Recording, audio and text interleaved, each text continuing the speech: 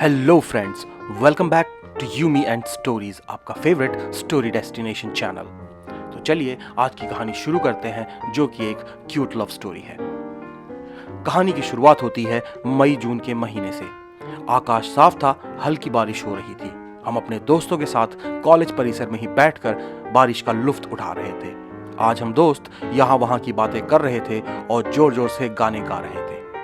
तभी मेरा ध्यान कैंटीन के सामने वाली रोड पे दौड़ती हुई, खुद को भीगने से बचाने की असफल कोशिश करती हुई, पीली सलवार सूट और अपने भीगे बालों को मोड़कर पीछे की तरफ जा रही एक लड़की पर गई। उसके सांवले चेहरे पर पड़ती बारिश की बूंदें और माथे पर लाल बिंदी गजब खिल रही थी।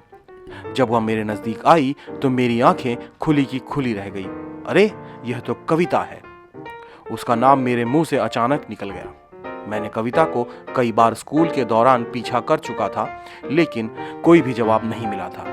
एक बार तो उसने अपने क्लास टीचर से शिकायत की थी और सिन्हा सर ने जमकर धोया था मुझे।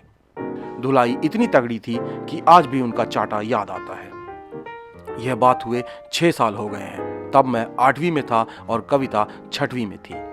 फिर मेरे पापा का ट्रांसफर देहरादून हो गया और मेरी लखनऊ की लव स्टोरी वहीं खत्म हो गई। समय के साथ पढ़ाई लिखाई का प्रेशर मुझे कोटा ले गया और 2 साल बाद आज बनारस के BHU में आज सेकेंड ईयर के इंजीनियरिंग के हॉस्टल में हूँ। कविता का चेहरा कभी भूला नहीं। शायद बचपन का निश्चल लगाव कभी भूलता ही नहीं। शायद यही कारण था कि आज भी कविता की जिंदगी में वापसी से मैं खुश हो गया। अगले दिन कैंटीन में जब मैं खाना खा के निकल रहा था, कविता और उसके फ्रेंड्स सर झुकाए खाने के लिए आए। अपन तो जूनियर्स के बाप थे। मैं और रवि ने मौका देखते ही 2 लड़कियों के इंट्रोडक्शन देने के लिए रोक लिया। उसमें कविता भी थी। आज उसे इतनी सजी सवरी देखकर मैंने भी ठान लिया कि आज उसकी अच्छी रैगिंग लूंगा, क्योंकि सिन्हा सर का चाटा आज भी गूंज रहा है। मेरा दुश्मन मेरे सामने था। मैंने कविता को जोर से कहा, अपने बारे में बिना सांस रोके 5 मिनट तक बोलो। कविता बिना सर उठाए बोलना चालू कर दी। हेलो सर, मेरा नाम कविता कश्यप है। मैं लखनऊ से हूँ। मेरे पापा एक बिजनेसमैन है, मम्मी गृहिणी है। मेरी सिस्टर मुझे 1 साल छोटी है और फिलहाल मेडिकल की तैयारी कर रही है। मुझे फिल्में देखना, नॉवेल्स पढ़ना अच्छा लगता है। इतना कह रही थी कि मैंने टोका, कौन सी फिल्में तुमने देखी हैं? उसने कहा बॉलीवुड, हॉलीवुड, हॉरर फिल्में। मैंने फिर टोका, लव स्टोरी नहीं पसंद? कविता ने कहा, नहीं सर, मुझे सस्पेंस और हॉरर फिल्में पसंद है। हमारा ब्रेक खत्म हो रहा था।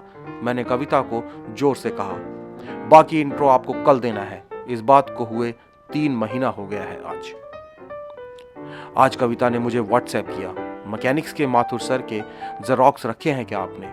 मैंने कहा, कल दे दूंगा, राजू भैया के कैंटीन पे आ जाना, वहां चाय भी पी लेंगे। लगता है कविता को पता लग गया था कि मैं अपने ब्रांच का टॉपर हूं और उसको भी अच्छे नंबर पाने का कीड़ा काट चुका था।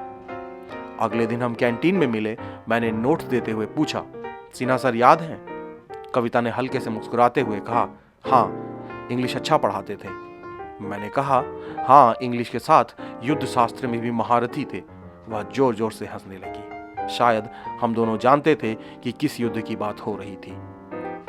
ऐसे ही महीने में इक्का दुक्का मुलाकातें 4-5 महीने तक चली। तब मैं 3rd ईयर के लास्ट सेमेस्टर में चला गया और कविता 1st ईयर। अब कविता अक्सर मुझे डाउट्स क्लियर करने के लिए व्हाट्सएप कॉल करती और क्लियर होते ही कॉल काट देती।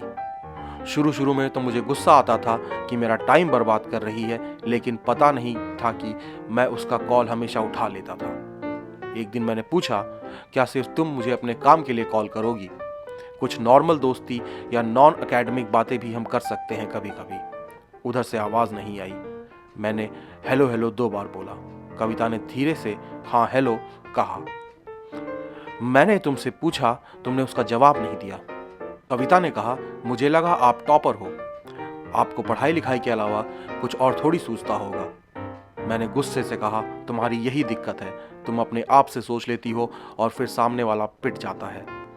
सॉरी, उधर से आवाज आई। मैंने बोला, किस बात की सॉरी? पिटाई की या सिर्फ अपने काम के लिए कॉल करने के लिए?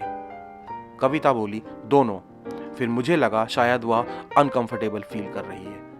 मैंने बात घुमाते हुए फिर से कहा, थर्मोडायनेमिक्स में तीनों लॉज को अच्छे से पढ़ लेना।